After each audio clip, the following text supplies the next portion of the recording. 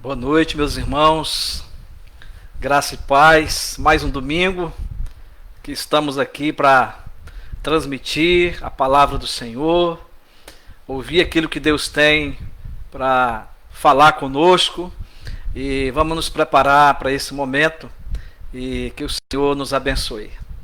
Desde já estamos dando as boas-vindas a você que chegará, que vai chegando, a você que ouvirá essa mensagem, quem sabe depois, aqui pela página do Face, pela nossa página no Facebook. Tá? Sejam todos bem-vindos, em nome de Jesus. Damos as boas-vindas ao nosso presbítero Jean, provavelmente acompanhado da sua esposa Grazi. Deus os abençoe, queridos. Boa noite, presbítero André, acompanhado também da sua família, a sua esposa, o seu filhinho. Que Deus vos abençoe.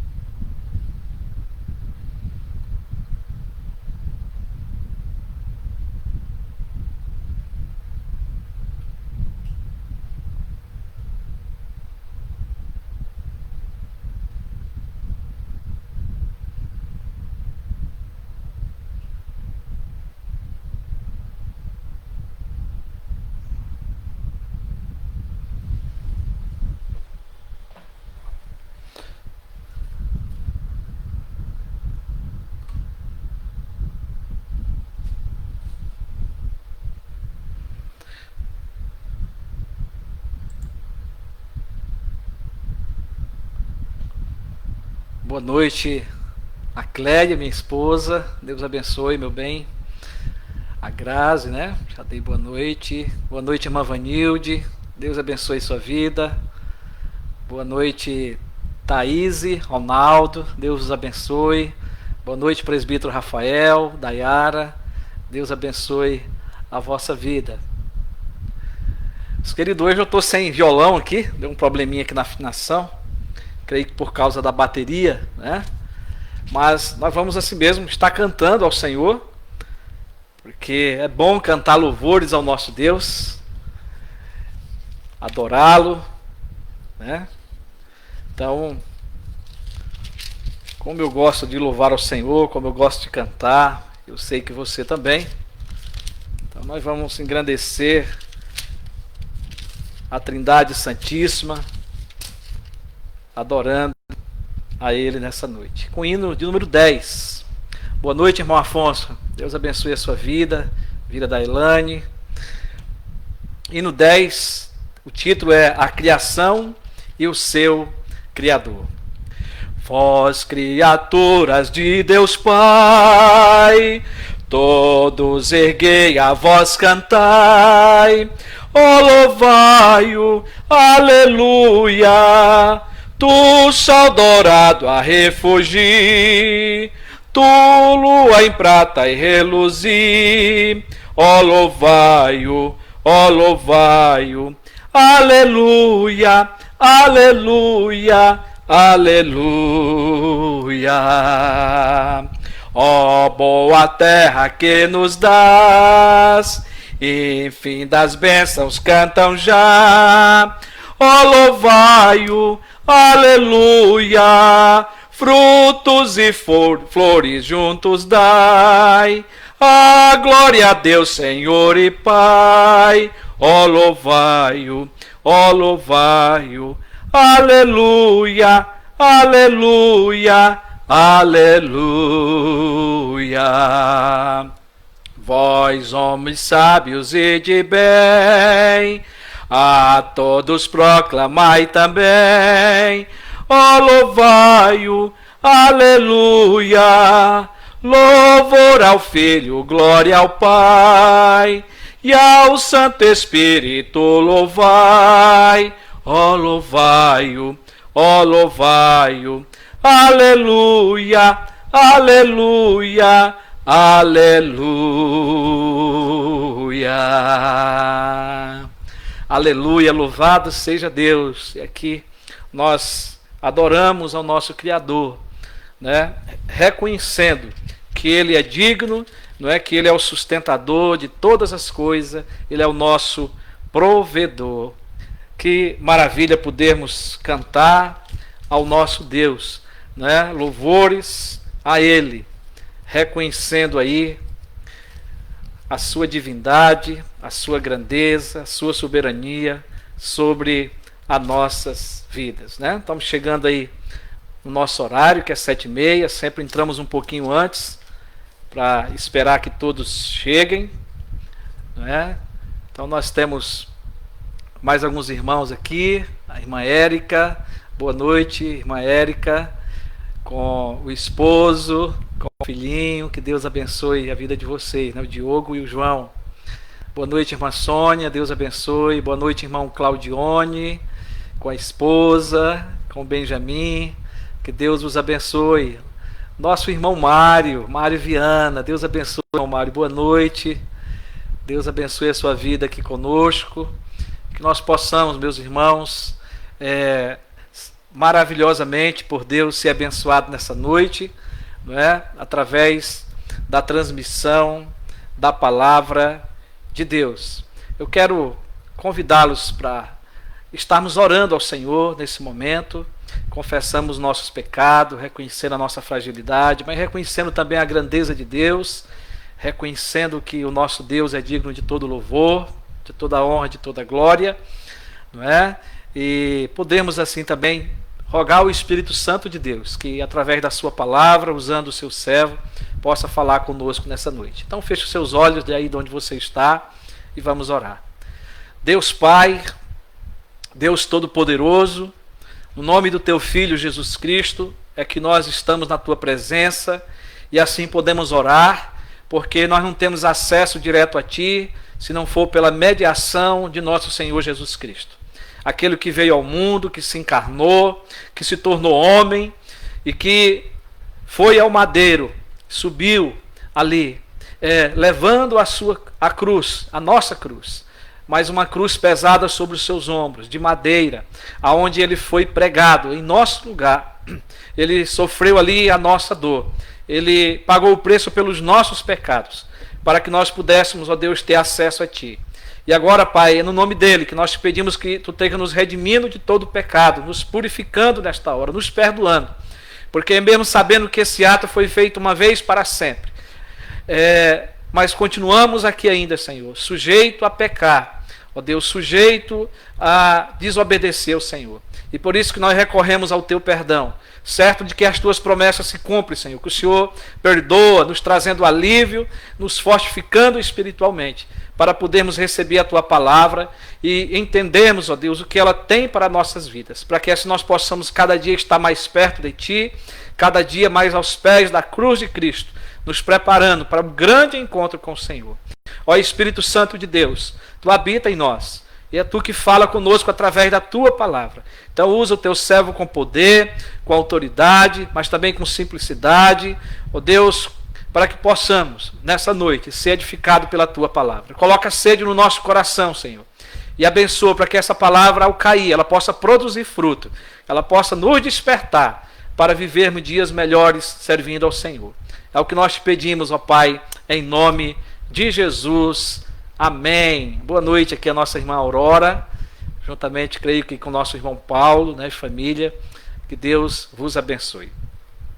Queridos, nós estamos pregando uma série de mensagens no Sermão do Monte, no capítulo 5 ao capítulo 7 do Evangelho de Mateus. Sempre nós repetimos o tema, não é? As divisões que nós já falamos, e um pouco do resumo da última mensagem. Então, o nosso tema da série é a felicidade à luz dos ensinos de Jesus. Jesus é o nosso mestre, não podemos esquecer disso, né? Só Ele tem essa autoridade de nos ensinar. E Mateus apresenta Jesus como o nosso rei, como aquele que trouxe o reino dos céus até nós na terra. E Ele também é apresentado não só por Mateus, né, mas em todo o Novo Testamento, né, em toda a Bíblia, como aquele que é soberano, como aquele que é aquele que reina sobre todas as coisas, e nós somos seus súditos, né? E ele, como nosso rei e mestre, nos ensina a felicidade do ser e da prática da vida cristã. Então Jesus, ele nos convida a ouvir com atenção renovada os ensinamentos ministrados a ele naquele dia, né? Ele ensina os seus discípulos, os seus súditos, né? E agora ele também está nos convidando, né, para que possamos aprender com ele. E são à luz desses ensinos que nós aprendemos sobre a verdadeira felicidade, né? E a nossa pergunta é quais são esses ensinos? E nós já temos algumas respostas. O primeiro ensinamento de Jesus é sobre o caráter do cristão no mundo, que nós vemos aí dentro das boas aventuranças, do versículo 3 ao versículo 12. O segundo ensinamento de Jesus é sobre a influência dos cristãos no mundo. Nós aprendemos que nós temos que ser sal e nós temos que ser luz, né? O terceiro ensinamento de Jesus é sobre a lei. E esse desenvolvimento sobre a lei, nós aprendemos dos versículos 17 a 20, né? E agora, o quarto ensinamento de Jesus é sobre a relação dos seus súditos com a lei. Dentro do assunto da lei, né, da lei de Deus, mas nós fizemos aqui essa divisão para entendermos que Jesus trata agora do nosso relacionamento como súditos, né, do seu reino, como seus discípulos, tá? E nós vamos ler o texto mais na frente, né, que nós estamos aqui começando a nossa introdução, né? E no domingo passado, afirmamos que a verdadeira felicidade dos súditos do Rei Jesus, aí dos seus discípulos, né, em todos os tempos, está ligada com a forma de compreensão da função que a lei deve ter no seu reino, que a lei deve ter no Novo Testamento, né, e claro, na igreja contemporânea. Nós já vimos que Jesus, ele esclarece o espaço e o lugar que a lei precisa tomar na vida de cada um dos seus discípulos, e Jesus faz também a apresentação da sua graça, que foi um dos tópicos que nós tratamos no domingo passado. E aí foi dentro dos versículos de 17 a 20, né? Jesus começou ensinando sobre o vínculo com a lei de Deus, o vínculo que ele tem, né? Tinha e tem, né, com a lei de Deus, e que ele não veio para revogá-la, e sim para cumpri-la. E ele ensinou sobre a validade constante da lei. A lei nunca caducou, a lei nunca perdeu a sua validade. E ele ensinou sobre obedecer à lei e também nós ensinarmos a lei de forma correta a outras pessoas, que tem a ver com o discipulado, né? E ensinou sobre o propósito da lei, que é nos apresentar a graça de Deus. Então, isso é um resumo do que estudamos aí no domingo passado. Agora, dos versículos 21 em diante, Jesus ensina sobre a nossa relação como cristão com a lei de Deus. E ele dá ênfase, daqui para frente, acerca da função da lei, tendo como ensinamento mais direto os mandamentos que Deus deu a Moisés. Pelo menos Jesus vai tratar de 8 deles, né? Moisés foi o líder do seu povo, né? E Jesus faz uma interpretação, aí, como nós já citamos anteriormente, como uma nova hermenêutica, na criação de princípios e valores dinâmicos que possam indicar o sentido de cada mandamento na vida dos seus discípulos. E nós vamos aprender que ele não está trazendo nada novo, a não ser as aplicações para o nosso entendimento melhor. Então ele apresenta-nos o padrão de Deus sobre a verdadeira espiritualidade, daqui para frente, né? E a sua defesa está nas Sagradas Escrituras, e ele se concentra daqui para frente. Eu quero que vocês prestem muita atenção nisso, porque ele se concentra no coração do homem. Hoje nós começamos na escola dominical com o presbítero Rafael e o presbítero Jean, falando sobre a idolatria, né? E já ficou bem claro lá, pelas aulas que os nossos presbíteros deram hoje, não é, que a idolatria ela começa lá dentro do nosso coração. Então, o nosso coração é tido como centro, né, dos nossos pensamentos, das nossas atitudes, e enfim. Então, o eterno Deus, o Todo-Poderoso, a Bíblia diz que ele vê o nosso coração. Se você pode conferir depois, lá em 1 Samuel 16, o versículo 7.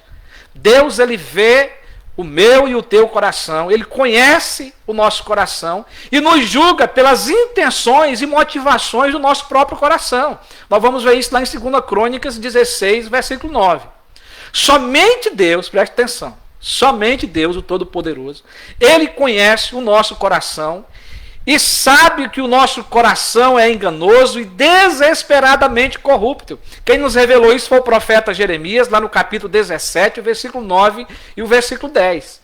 Por essa razão, queridos e queridas, Jesus escolheu, eu falei que 8, mas pelo menos 6 leis do Antigo Testamento, e as interpretou à luz do Evangelho da maravilhosa graça de Deus. E nós vamos ver na sequência esses mandamentos. É diante desse contexto que nós continuaremos aprendendo com Jesus sobre a nossa relação com a lei de Deus. Então, o que Jesus ensina sobre a nossa relação com a lei de Deus? Primeiro, não matarás, não cometa homicídio. Então, quero convidar você, que está com a sua Bíblia aí em casa, ou a Bíblia aí no seu celular, no capítulo 5 de Mateus, do versículo 21 a 26, que nos diz assim: ouviste que foi dito aos antigos, não matarás, e quem matar estará sujeito a julgamento. Eu, porém, vos digo que todo aquele que sem motivo se irá contra o seu irmão estará sujeito a julgamento. E quem proferir um insulto a seu irmão estará sujeito a julgamento do tribunal. E quem lhe chamar tolo estará sujeito ao inferno de fogo. Se, pois, ao trazeres ao altar a tua oferta, ali te lembrares de que teu irmão tem alguma coisa contra ti, deixa perante o altar a tua oferta, vai primeiro reconciliar-te com o teu irmão, e então, voltando, faze a tua oferta. Entra em acordo sem demora com o teu adversário, enquanto estás com ele a caminho, para que o adversário não te entregue ao juiz, o juiz ao oficial de justiça, e seja recolhido à prisão. Em verdade, te digo, que não sairás dali, enquanto não pagares o último centavo. É aqui o que nos falou a palavra do Senhor Jesus, aonde teremos aí a sequência da mensagem dessa noite, dou aqui boa noite para a irmã Zenaide Simão, lá de Badibacite, provavelmente com o nosso irmão Valdemir. Que Deus vos abençoe por estarem aqui conosco nessa noite.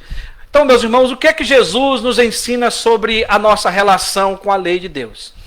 Jesus está aqui citando o primeiro mandamento na sua lógica, na sua escala, e ele está dizendo aqui, não matarás, ou seja, não cometa homicídio. De início, devemos lembrar que Jesus já havia dito aos seus discípulos, aos seus súditos, que a justiça deles deveria exceder em muito a dos escribas e fariseus. Nós não temos como não voltar aqui um ponto para falar, porque esse é o contexto, Porque a justiça dos escribas e fariseus somente glorificava o ego deles, somente o eu deles. Era uma justiça própria, cheia de aparência, de ostentação e de vaidade. A justiça que Jesus recomenda nesse ensino é a que glorifica ao Eterno, ao Deus Todo-Poderoso. Uma justiça humilde, uma justiça desprestigiosa. E nós precisamos nos ater a essas verdades, porque que Jesus está trazendo esses ensinamentos aqui. E tem a ver com santidade de vida, tem a ver com vida pura, tem a ver com coração limpo, tem a ver, a viver de forma verdadeira, não só de aparência, não só algo superficial, mas também interno, que parte de dentro do coração. A lei de Deus, meus queridos irmãos e irmãs, foi dada ao povo de Israel com o propósito de revelar a santidade de Deus e, ao mesmo tempo, tornar conhecido do homem a sua necessidade de santidade. Presta bem atenção, o homem, depois da queda, ele precisou ouvir o Deus Santo, o seu Criador, sobre como deve agora, ou deveria, né, agora restaurar a sua comunhão de volta com Deus, com o seu próximo, né? E aí, por que nós temos que trazer esse assunto aqui? Porque isso faz parte da teologia bíblica. Nós não podemos aqui, a partir, né, do ensino de Jesus, não lembrar daquilo que a palavra de Deus nos fala antes, né? Então, antes da queda, o homem andava com Deus. O homem andava em sua companhia. Depois da queda, o homem perdeu totalmente a capacidade dessa comunhão com Deus. E também com o seu próximo, com o seu irmão. A maldade, ela passou a tomar conta do coração humano, do coração do homem e da mulher. Então, após a queda, o homem comete aí o primeiro assassinato. Por isso que nós estamos voltando lá ao livro de Gênesis. Caim matou seu irmão Abel. Gênesis capítulo 4, versículo 18 a 16. Se você continua ainda no capítulo 4, Lameque, que foi descendente de Caim, afirmou o seguinte: matei um homem porque ele me feriu e um rapaz porque me pisou. Já imaginou que situação que a depravação do pecado traz à vida do ser humano? O homem se esquece de Deus, o homem se esquece do amor ao próximo, né? E aqui começa, não é, os assassinatos. A partir da queda, a necessidade, por causa do pecado, de uma lei que viesse a proteger a vida. Uma lei que pudesse pôr fim na banalização da vida humana. Porque já de início começa essa situação. Então Jesus, ele começa ensinando aqui aos seus discípulos, aquela multidão que lhe ouvia, ali está judeus, ali está escribas, fariseus. Jesus está dizendo: ouviste o que foi dito aos antigos, lá na lei de Moisés, não matarás. Então ele cita a lei. Está lá em Êxodo, capítulo 20, o versículo 13, e Deuteronômio 5,17, que é uma repetição dos 10 mandamentos. Mas ele cita, chamando a atenção do que havia sido dito aos antigos, para que eles pudessem entender que era o que estava escrito no Novo Testamento. O povo do Antigo Testamento é o povo de Deus, o povo que recebeu essa lei. E aí Jesus segue afirmando que quem matar estará sujeito a julgamento. Não é? A ideia que se tinha de matar era de um homicídio planejado naquela época. Apenas como ato consumado. O julgamento ou a penalidade para esse tipo de crime era a pena de morte. Nós vamos encontrar isso desde lá no livro de Gênesis. Antes, não é, de ser promulgada a lei, não é, dos 10 mandamentos, a lei de Moisés, né, lá em Gênesis 9,6 diz assim: se alguém derramar o sangue do homem, pelo homem se derramará o seu. Porque Deus fez o homem segundo a sua imagem. Depois, Êxodo 21,14 diz: se alguém vier maliciosamente contra o próximo, matando-o à traição, tirá-lo-ás até mesmo do meu altar para que morra. Aí já são depois da lei. Não é? Então Jesus segue o seu ensinamento dizendo: eu, porém, vos digo, versículo 22, eu, porém, vos digo, lembrando, né, lembremos aí que Jesus, antes, né, e pregamos isso domingo à noite, passado, né, Jesus veio para cumprir a lei. Aqui Jesus não está alterando o mandamento não matarás, quando ele diz: eu, porém, vos digo. Não é? Então ele não está alterando o mandamento, mas ele está ampliando o seu significado para uma melhor compreensão. Então, aos antigos foi dito: eu agora, porém, vos digo. No entendimento que os fariseus faziam da lei, era necessário atravessar uma espada em outra pessoa e derramar-se o seu sangue, tirando-lhe a vida, para depois se concretizar um assassinato. Porém, o Senhor Jesus dá uma interpretação mais abrangente agora, ampliando o seu significado.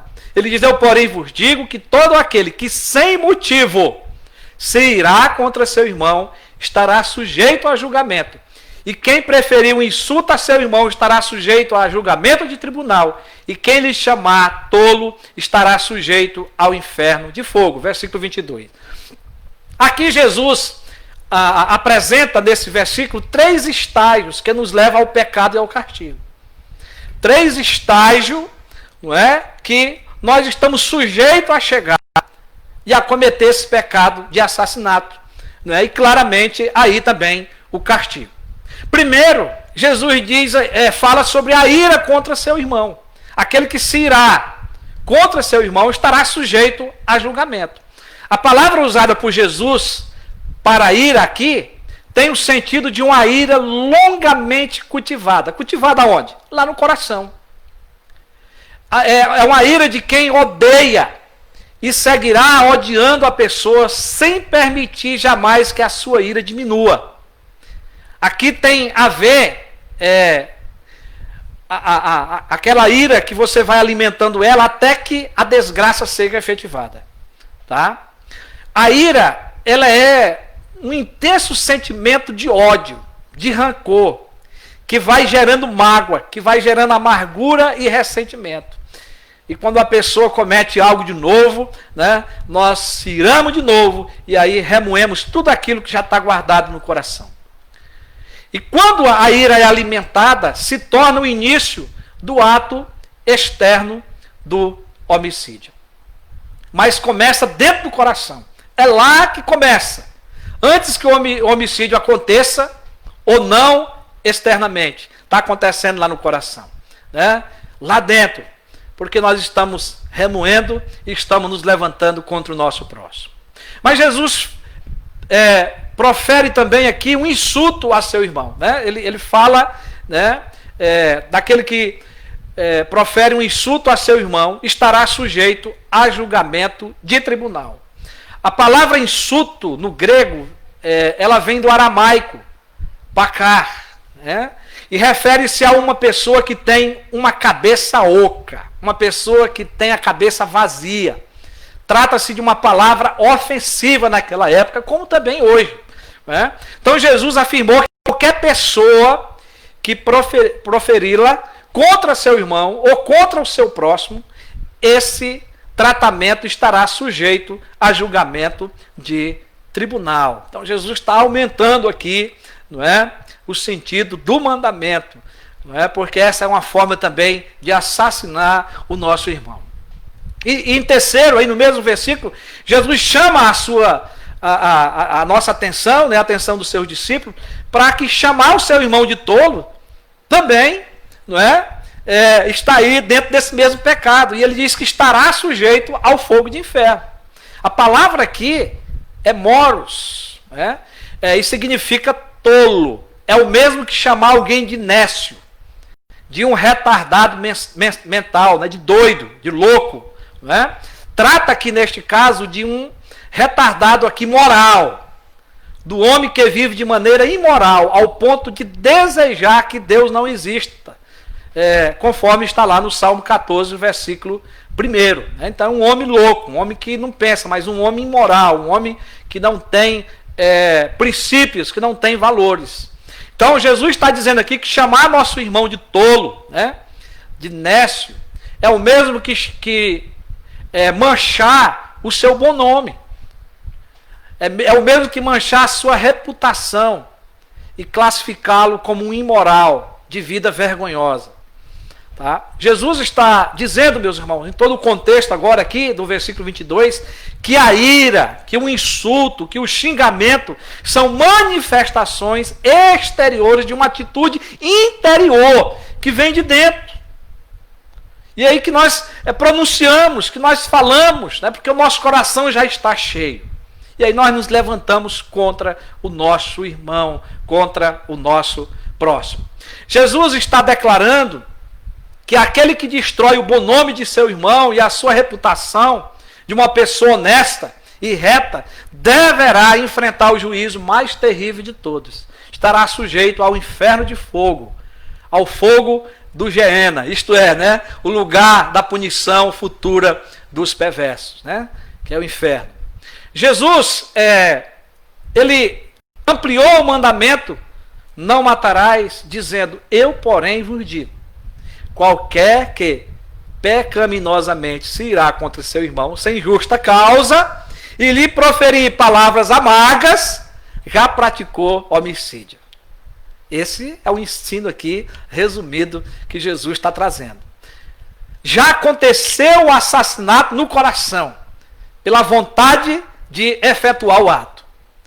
Caso não haja arrependimento, sincero, enfrentará o castigo eterno. É isso que Jesus está dizendo. É claro que quem errar, que se arrepender, confessar o pecado, tem o perdão de Deus. A palavra de Deus nos garante isso. Aqui está, irmãos e irmãs, o grande propósito do ensino do Senhor Jesus aos escribas e fariseus. Enquanto o julgamento deles era somente o exterior, eles gostavam dessa questão do exterior, de lavar as mãos, de aparecer em praça, tudo mais, e agora Jesus está mostrando para eles que o exterior não tem muito a ver, tá? O mestre agora diz que parte da má disposição do coração, vem de dentro, vem do âmago, vem do íntimo do homem. Não é mal. Jesus aqui ensina que o mandamento de não matar começa com a atitude que gera o ato do homicídio. Esse ensinamento para os escribas e fariseus, que eram os defensores da lei, certamente foi de difícil compreensão, visto que se consideravam justos por nunca terem tirado a vida de ninguém. Porém, ao julgar o homicida por desobedecer à lei e matar, julgavam com ódio e estavam pecando da mesma forma. E um episódio que a gente pode lembrar é o da mulher adúltera. Daquele encontro que aquela mulher teve ali com Jesus, levada por aqueles homens, E Jesus disse lá, quem estiver sem pecado, atire a primeira pedra. E lembram que eles todos se retiraram, ficando só Jesus e a mulher. O Senhor Jesus estava, naquele momento ali, ensinando, deixando claro que para Deus não há diferença alguma entre a ira pecaminosa e o homicídio. Tá? Agora a voz de Jesus dizia que mesmo que alguém nem tocasse no seu irmão, mas que sem motivo se irasse, estaria sujeito a julgamento. E Paulo disse aos Efésios, no capítulo 4, versículo 26 e 27, irai-vos e não pequeis, não se põe o sol sobre a vossa ira, nem deis lugar ao diabo. A ideia do apóstolo Paulo aqui é que a ira do crente não deve estar associada com o pecado. A ira em si não é necessariamente pecaminosa, mas pode se tornar, transformando-se em raiva e ressentimento. Então os cristãos podem irar-se, sem contudo pecar. Por isso que Paulo diz, não se põe o sol sobre a vossa ira, ou seja, não durma com mágoa, não durma com pensamentos maldosos contra o seu irmão, contra o seu próximo. Não guarde a ira de um dia para o outro. Então aqui o remédio é perdoe-se, converse, acerte-se com o seu ofensor. Queridos irmãos e irmãs, o grande perigo do ressentimento ou do estoque da mágoa é que dá um ponto de apoio para o diabo. E por isso que Paulo vai dizer, nem deis lugar ao diabo. O diabo pode se aproveitar da nossa ira para transformá-la em rancor, ódio e ressentimento, e nos tentar, a não só no coração, mas efetuar com as nossas próprias mãos o mal contra o nosso próximo. E depois podemos correr aí o risco, de cair mesmo nessa tentação. E quantos, que já caíram? Quantos que já cometeram coisas terríveis, por não conversar, por não perdoar, e se prostrar diante do Deus Todo-Poderoso. Quem não quer ser um assassino deve desenraizar as mágoas de dentro do seu coração. Então, se você não quer assassinar o seu irmão, a sua irmã, o seu próximo, tire as mágoas do seu coração. Converse, acerte-se diante de Deus e com o seu irmão, com o seu próximo. Meus queridos, a Bíblia diz, em 1 João 3, o versículo 12, que Caim matou seu irmão Abel porque as suas obras eram más. Nós não somos diferentes, não. As nossas obras são más. Nós dependemos da ação do Espírito Santo na nossa vida para nos transformar dia após dia, não é? Para transformar o nosso coração. Seu coração, o coração aqui de Caim, né? Era mau. O assassinato começa com a intenção maliciosa e fervente do ódio do nosso coração. A lei sozinha não tem poder para arrancar esse mal do nosso coração. Contudo, o Senhor Jesus está indicando novos caminhos para os seus discípulos, para os seus súditos. Dali em diante, né? E agora nós estamos vivendo depois daqueles ensinamentos de Jesus, e agora são para nós, é para mim e para você esses ensinamentos. Para que jamais eu e você venhamos, assassinar alguém na comunidade dos discípulos. Para que isso fosse possível, eles não deveriam alimentar o sentimento que manifestasse o ódio. E assim para nós também hoje. Não deixe, não alimente e nem despreze e desrespeite o seu próximo. Os discípulos também, e ali todos que estavam vindo, deveriam procurar sempre o caminho da reconciliação. Esse é o remédio, esse é o caminho para não cometermos o assassinato. Procurar reconciliar, negociar com os adversários, agir com misericórdia e perdão.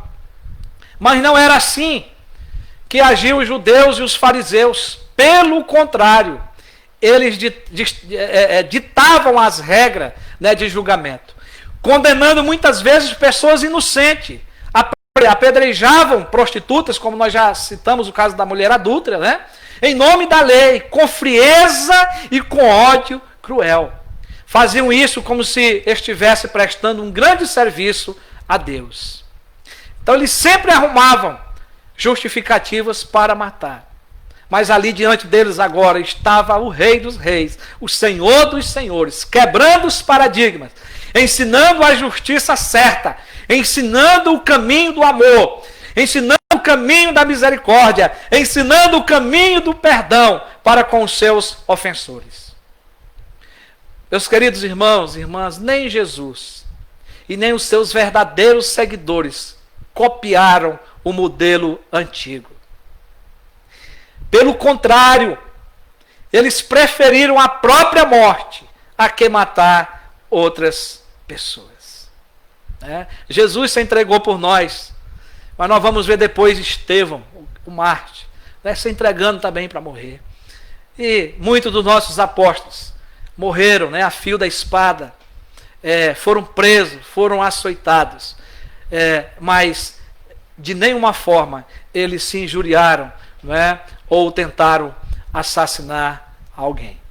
Pedro foi o único que fez isso na presença de Jesus, e foi repreendido, porque Pedro estava num processo também de transformação. Mas, queridos irmãos, queridas irmãs, no versículo de 23 a 26, Jesus usa uma ilustração nos recomendando a suspendermos a nossa adoração caso tenha algo contra o nosso irmão. Tá? Jesus vai dizer lá: se pois ao trazeres ao altar a tua oferta, ali te lembrares de que teu irmão tem alguma coisa contra ti, deixa perante o altar a tua oferta, vai primeiro reconciliar-te com o teu irmão, e então voltando faz a tua oferta. Jesus está falando do culto público, Jesus está falando aqui, para nós aqui uma linguagem mais conhecida, quando se reunia no templo. Hoje nós ainda estamos em pandemia, esperando voltar. Mas esse culto público, Jesus está dizendo que se nós tivermos alguma coisa contra o nosso irmão, a gente deve deixar a oferta no altar e lá se reconciliar com o nosso irmão para depois ofertar ao nosso Deus. Ele está falando aqui de prestar o culto a Deus. Então, se tivermos qualquer coisa mal resolvida com o nosso irmão, devemos buscar a reconciliação, perdoá-lo, para depois prestarmos o culto a Deus. Não podemos prestar um culto a Deus entregando a nossa oferta de louvor com desejo no coração de assassinar o nosso irmão. Por isso, Jesus recomenda deixar a oferta no altar e primeiro reconciliar, conversar com o nosso irmão e só depois voltar. Eu já vi isso acontecendo na igreja. Não aqui na igreja de Penápolis, mas em outros ministérios que eu passei, né, aí como pastor, pessoas em momento do culto, não é, começar a chorar e abraçar o outro, né, e haver ali naquele momento quebrantamento na igreja, porque os irmãos estavam intrigados, não é, em situações complicadas e não tinham condição de cultuar, de adorar a Deus naquele momento. Mas o que Jesus está nos dizendo aqui é que somente depois de cumprir aqui o que ele está ensinando, nós podemos prestar o culto com a consciência limpa, com a consciência pura, com inteireza de coração. Porque ofertar a Deus em adoração, ela é uma expressão de amor a Deus, mas parte também do nosso amor para com o nosso próximo. Eu tenho que amar a Deus, mas eu tenho que amar o meu irmão. Essas coisas têm que andar alinhadas, né? Elas têm que ser juntas. Não há. Não é? Aqui está resumida toda a lei nesses dois mandamentos. Jesus está dizendo que a única coisa que importa na adoração é o relacionamento correto, um relacionamento justo, amoroso, cheio de misericórdia e de perdão. Então, devemos aí então lembrar o princípio bíblico. Não é? A Bíblia diz que o obedecer é melhor do que o sacrificar. 1 Samuel 15, 22. Então, o obedecer é melhor do que o sacrificar. Então, se eu já errei ou estou errando, eu tenho que obedecer a palavra de Deus, de pedir perdão, não é? De buscar reconciliação, para que essa adoração seja de coração, seja verdadeira. Então, um relacionamento correto com o nosso próximo é parte integrante do que é exigido no mandamento: não matarás. É isso que o Senhor Jesus está ensinando.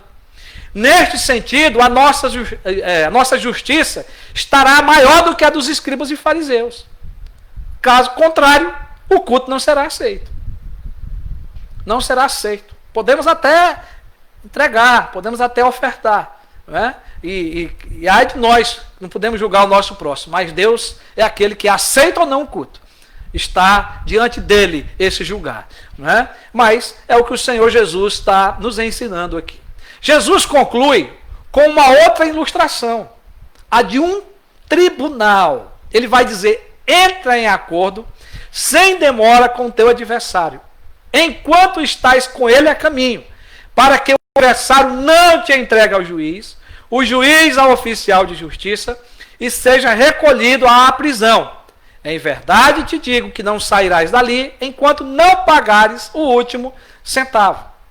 Bom, aqui é uma ilustração, a figura de um tribunal que é conhecido nosso, né? Essa situação, até porque passa nos filmes, passa na televisão, como isso se sucede. Mas assim, só para a gente resumir aqui, diz que dois homens estão indo para a corte, né? Eles estão caminhando para um julgamento, e eles são inimigos, mas eles estão caminhando junto. No caminho, o que dá a ideia aqui é que eles estão brigando ao invés de tentarem um acordo. Há uma discussão entre eles. E Jesus diz para que eles entrem em acordo, porque eles estavam indo para enfrentar o juiz, eles estavam indo para o julgamento. Um deles poderia ficar na prisão, um deles ia ter que pagar a conta. Né? Mas fazer isso, meus irmãos, certamente era humilhante para ambos. Né? Ficar preso não era suficiente. Jesus disse que eles teriam que pagar até o último centavo. Era melhor eles conversar. Era melhor eles entrarem em acordo. As duas ilustrações, a da igreja, a pessoa que está indo ofertar, e a outra, que são os dois homens indo à corte para serem julgados, ambas precisam de reconciliação. Ambas precisam de perdão.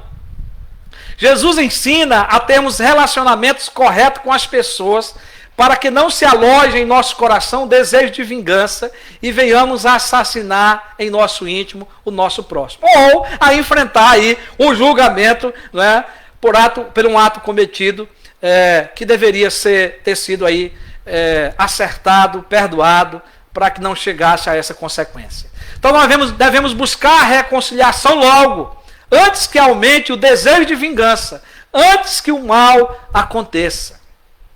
E por isso eu quero partir para a conclusão, não é? Dizendo para você que com certeza são estes problemas não resolvidos que roubam a nossa felicidade. Você já parou para pensar o tanto que isso tira o sono? O tanto que isso desgasta a nossa vida. Quando nós guardamos mágoa no nosso coração, quando nós sentimos desejo de vingança, sabe, meus irmãos, rouba a felicidade. Para vivermos felizes, temos que ter paz uns com os outros, amar e perdoar o nosso irmão e nos mantermos em paz com a nossa família, com o nosso cônjuge, né? Com o nosso vizinho, com o sócio, né? No trabalho, com o patrão, com o colega de trabalho.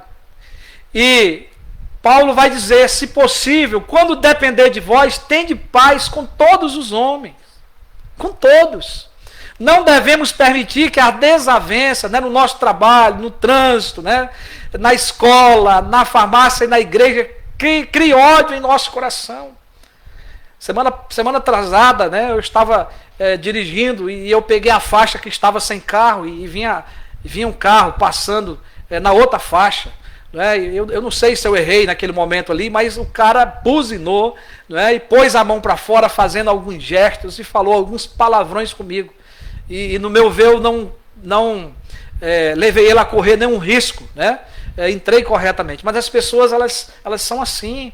As pessoas criam intriga no trânsito e nós estamos sujeitos a cometer erros, às vezes também, né, de até falar o que não devemos. Então nós temos que ter muito cuidado, porque essas coisas elas geram raízes de amargura, e às vezes depois no trânsito você sai pensando naquela pessoa, né? Se pudesse pegar ele, se pudesse correr atrás, né? Porque, irmãos, o nosso coração ele é assim, cheio de maldade. Criam raízes, né? Rapidamente, o desejo de matar, não é? Coisa parecida. Então, para Jesus, matar vai além de atirar em alguém. Para Jesus, vai além de enfiar uma faca, ou seja, qualquer outra forma de assassinar. Pois para ele, para Jesus, né, a maldade está dentro dos corações e não fora. Tanto a ira como o insulto são graves aos olhos de Jesus. Quem assim procede estará sujeito a julgamento e às penalidades eternas, caso não se arrependa, né, para alcançar o perdão de Deus, né? É necessário, então, queridos, a reconciliação, antes que o mal aconteça. Para isso, fica aqui a recomendação. Ame, perdoe. Né? E aí, somente assim o nosso culto a Deus, a nossa oferta será aceita. Tá? A nossa adoração, o nosso louvor. Creio que aqui está a grande diferença em ser cristão e não somente religioso. Aqui está a grande diferença, queridos. Os escribas e fariseus, eles olhavam só o exterior. E eles ensinavam, mas eles não viviam.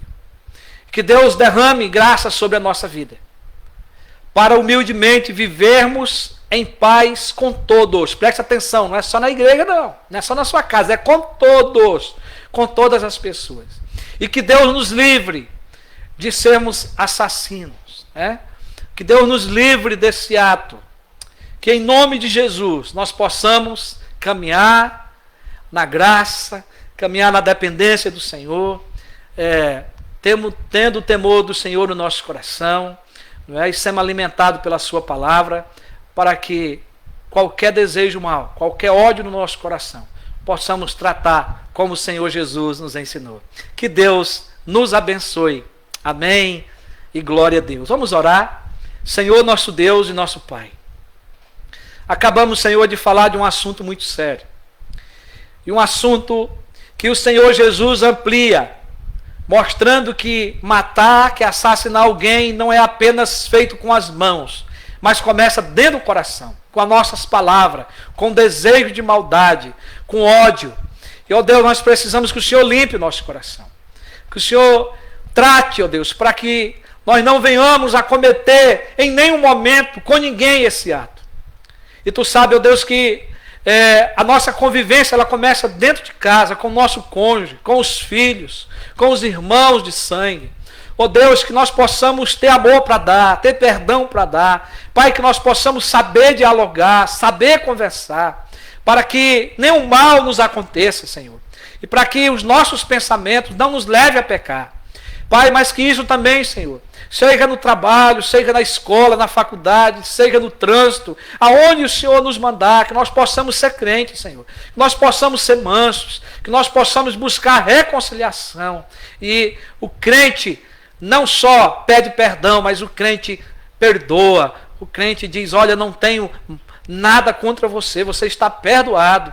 Ô Senhor, nos ajude, Senhor, a sermos humildes, a sermos dependentes do Senhor, para que possamos, Senhor, viver uma vida de santidade, uma vida que te agrade, porque o culto a Deus, o culto que o Senhor requer, ele tem a ver também com a paz que temos com nossos irmãos, que temos uns com os outros. Pai, por isso nós oramos em nome de Jesus. Pai, abençoa a tua igreja, guarda o teu povo, Senhor. Senhor, continua nos livrando de todo mal, dessa pandemia. Obrigado, Senhor, porque o Senhor tem livrado e o Senhor tem permitido àqueles que o Senhor quer que passe por esse ensinamento. E o Senhor também tem recolhido, Senhor, quem o Senhor quer, porque a vida te pertence. Mas nos dá a compreensão, Senhor, desse tempo, nos dá a compreensão da tua vontade. Pai, nós queremos, Pai, que o Senhor permita que essa pandemia em nossa cidade, no nosso país, tenha um controle, Pai. Nós temos visto caindo em outras cidades, mas aqui na nossa cidade, ó Deus, tem um grande número de pessoas sido infectadas, Senhor.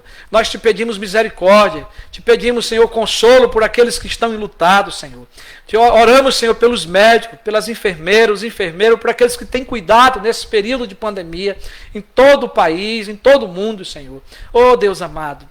E também, Senhor, supra as necessidades das famílias da tua igreja, Senhor, seja de emprego, Senhor, na área da saúde, Pai, nós te pedimos em nome de Jesus. Guarda o teu povo, Senhor. Oh, Deus, nós oramos assim pela nossa irmã Alfa, que está internada lá em Rio Preto, Senhor, lá da igreja da Diniz. Oramos pelo reverendo Adilson, Senhor, que ainda está em tratamento, oh Deus, e outros pastores, colegas também que temos notícias, Senhor, que ainda estão se recuperando. Derrama da tua graça e das tuas misericórdias. Pai, fica com a tua igreja, fica com o teu povo, Pai. Nós oramos em nome de Jesus. Recebei a bênção, queridos. Que a graça maravilhosa do Senhor Jesus Cristo, que o amor de Deus, o nosso eterno Pai, que a comunhão e as consolações do Espírito Santo reine, repouse sobre a tua vida, sobre todo o povo de Deus espalhado por todos os lugares da terra, agora e para todo sempre. Amém. Graças a Deus. Queridos, muito obrigado aqui pela presença de vocês nessa noite comigo, aqui pela live, né? Chegou aqui depois a nossa irmã Áurea, Pupato, a nossa irmã Eliane, com certeza com o nosso irmão Diácono Ednilson, né? A Evelyn, a Ellen, também o nosso irmão Helrison Santos, nosso irmão, a nossa irmã Renata, não é? Então, que Deus abençoe, Igreja de Cristo, que vocês tenham uma boa semana na paz do Senhor Jesus. Um abraço a todos e até o próximo domingo, se o Senhor nos permitir.